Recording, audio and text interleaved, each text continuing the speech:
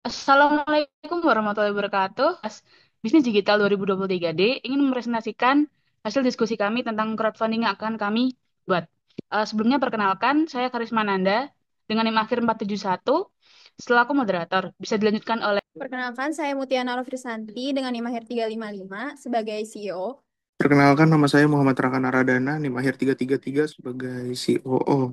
Perkenalkan nama saya Frito Juliano, NIM akhir 259 sebagai Baik, saya Trisha dengan NIM akhir 237 sebagai Head of Community.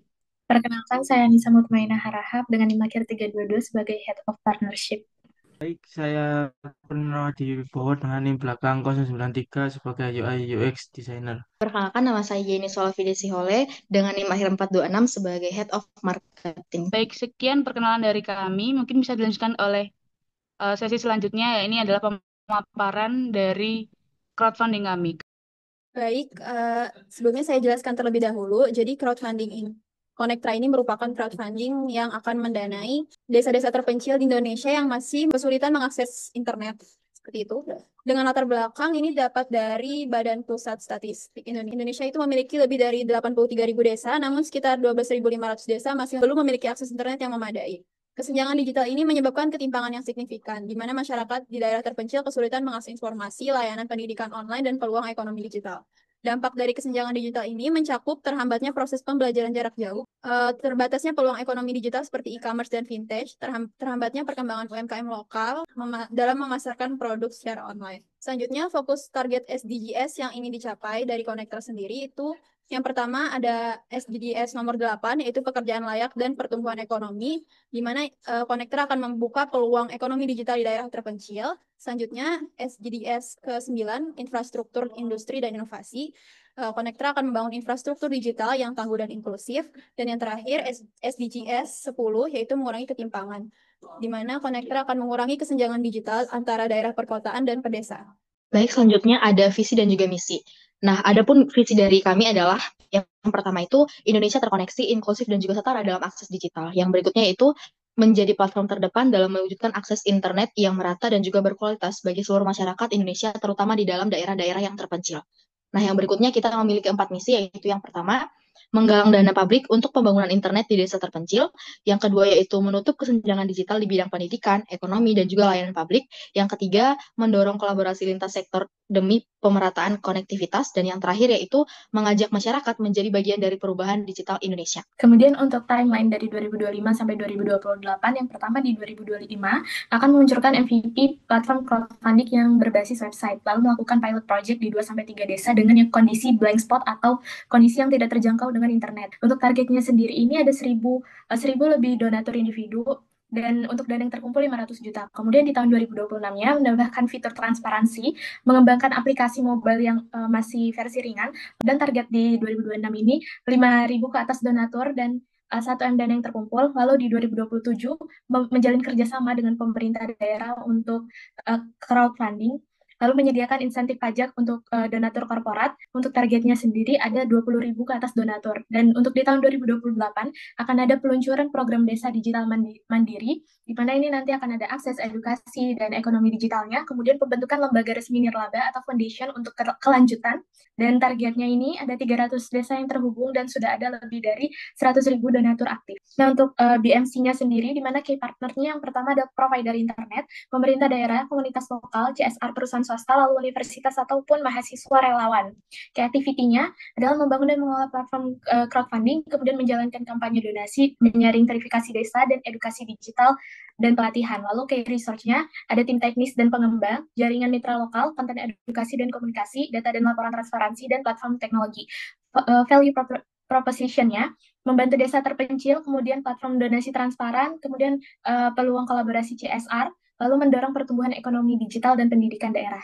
Untuk customer relationship-nya, yang pertama komunikasi rutin, lalu ada laporan progres dan project, serta transparansi dananya, lalu ada dukungan dari komunitas dan admin juga, dan sertifikat. Untuk channelnya sendiri, ini ada website crowdfunding Konektra, aplikasi mobile, kemudian media sosial seperti Instagram, TikTok, dan lain-lain.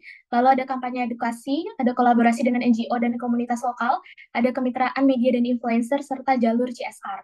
Customer segmentnya Yang pasti donatur individu ataupun masyarakat umum. Kemudian ini perusahaan CSR, pemerintah daerah, ada diaspora dan alumni desa, kemudian komunitas filantropi dan pendidikan. Untuk revenue streams-nya, donasi sukarela, donasi korporat, program CSR berbasis kontribusi sosial, lalu sponsorship dan program berlangganan. Nah, cost structure-nya, biaya pengembangan dan pemeliharaan, gaji tim, operasional kampanye, infrastruktur, dan biaya pelatihan. Terima kasih. Selanjutnya adalah analisis kompetitor. Beberapa platform telah menjalankan crowdfunding untuk proyek sosial dan energi, seperti Giva yang berskala global dan mendukung pinjaman mikro untuk energi terbarukan, namun tidak fokus ke Indonesia. Kemudian ada Sunfunder dan Train secara khusus membiayai proyek energi surya, tetapi hanya terbuka bagi investor besar dan tidak dapat diakses masyarakat umum di Indonesia. Selanjutnya ada Kitabisa yang menjadi platform lokal populer untuk donasi, namun tidak memiliki fitur pelaporan teknis atau dukungan khusus untuk proyek solar. Sementara itu, LSM seperti Hivos atau JIS aktif menyalurkan solar panel ke daerah terpencil tetapi tidak berbentuk platform terbuka untuk publik. Hal ini membuka peluang bagi Konektra sebagai inovasi platform crowdfunding lokal yang berfokus pada proyek tenaga surya off-grid dengan sistem pelaporan transparan dan keterlibatan komunitas desa sebagai pelaksana utama. Di sini saya akan menjelaskan size of market yang merupakan model segmentasi pasar dengan 3 tingkatan. Jadi yang pertama ada total addressable market atau TAM. Maksudnya itu keseluruhan potensi pasar yang dapat dijangkau oleh layanan atau produk kami. Dari data yang kita dapatkan, ada 3.045 desa terpencil di Indonesia yang tidak memiliki atau kesulitan mendapatkan akses internet. Yang kedua ada Serviceable Addressable Market atau SAM. Yang dimaksud adalah segmen pasar yang dapat masyarakat layani secara realistis berdasarkan batasan geografis atau kapasitas. Dari data yang kita dapatkan, ada 17 desa atau kelurahan di Jawa Timur yang tidak memiliki atau kesulitan mendapatkan akses internet. Lalu yang ketiga ada Serviceable Obtainable Market atau SOM yang dimaksud target pasar yang realistis yang dapat kita capai dalam jangka pendek berdasarkan kapasitas dan sumber daya. Dari data yang kita dapatkan ada target untuk mencapai 2 desa atau kelurahan dalam 1 bulan. Yang dimana ini merupakan target operasional yang terukur untuk implementasi awal. Baik, di sini saya akan menjelaskan untuk jenis layanan. Yang pertama itu adalah layanan crowdfunding. Konektra Felix Project. Layanan ini adalah layanan platform crowdfunding untuk pembangunan infrastruktur internet di desa. Nah, fitur utamanya itu termasuk pelacakan progres dan laporan dampak secara real time. Lalu yang kedua adalah layanan implementasi, Basic Internet Package, paket instalasi internet dasar untuk desa. Nah, untuk kecepatannya itu ada sekitar 10-20 Mbps dengan jangkauan 1-2 km. Untuk biaya proyeknya itu sekitar 10-1 juta, termasuk pelatihan dasar untuk pengelola lokalnya. Lalu yang ketiga ada layanan pendampingan, Digital Literacy Training. Layanan ini untuk pelatihan literasi digital bagi warga desa. Durasi program ini kurang lebih 3-6 bulan dengan kurikulum yang terstruktur. Tersedia dalam format online dan offline. Oke, untuk bagian rencana keuangan sendiri, untuk yang di pertama itu kita memerlukan beberapa komponen. Yang pertama ada perangkat internet. Untuk biaya estimasinya sendiri yaitu 15 juta.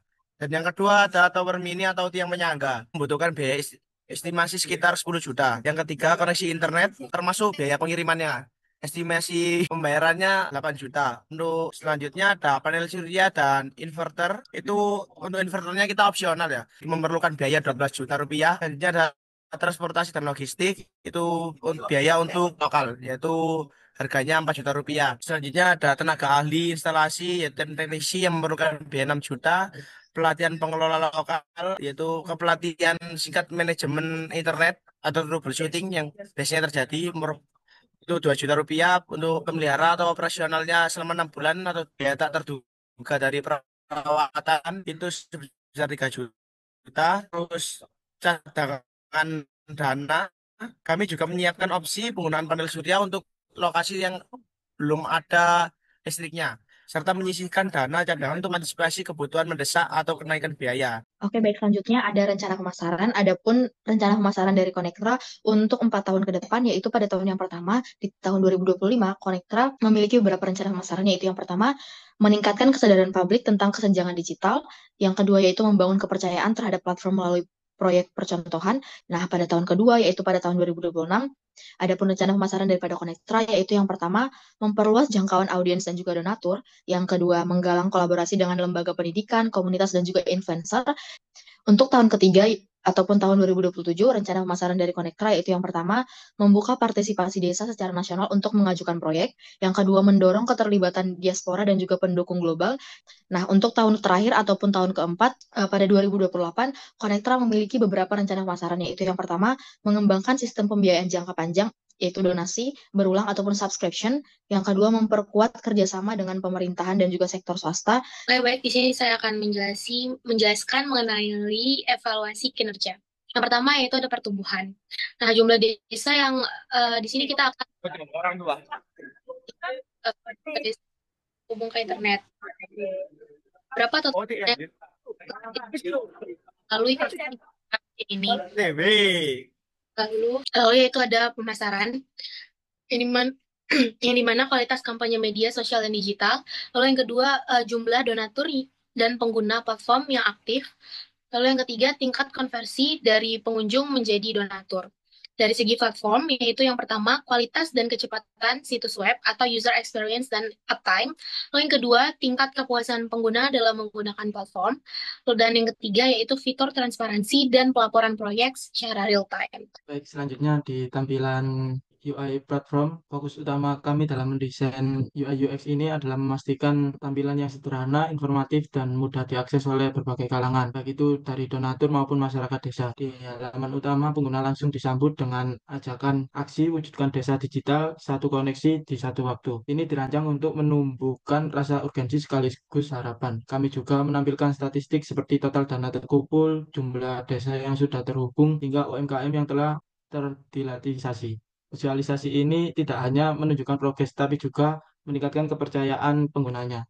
Saat pengguna mengklik salah satu proyek desa seperti Desa Sukamaju, Jawa Barat, mereka akan diarahkan ke halaman detail penggunaan penggalangan dana. Di sini desain difokuskan pada transparansi dan storytelling.